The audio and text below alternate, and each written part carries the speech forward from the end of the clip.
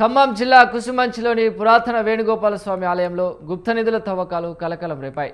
తవ్వకాలు చేయడంతో ఆ ప్రాంతంలో భారీ గంట ఏర్పడింది. సుమారు 4-5 ట్రాక్టర్లు మట్టి తవ్వినట్టు స్పష్టంగా కనిపిస్తుంది.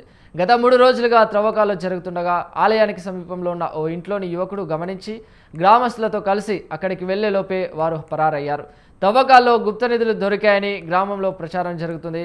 గతంలో సైతం ఆలయంలో తవ్వకాలు జరిగాయని, గుప్త నిధులు లభించాయంటూ గ్రామంలో రకరకాల పుకార్లు షికార్లు చేస్తున్నాయి.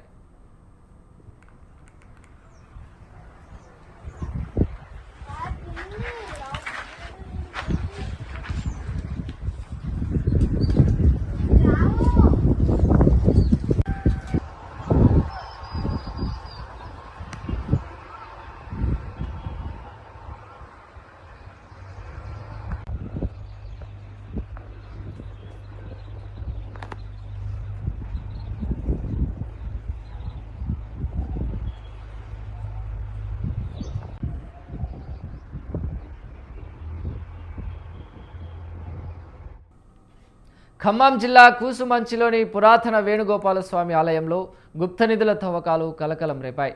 తవ్వకాలు చేయడంతో ఆ ప్రాంతంలో భారీ గుంట ఏర్పడింది. సుమారు 4-5 ట్రాక్టర్ల మట్టి తవ్వినట్టు స్పష్టంగా కనిపిస్తుంది.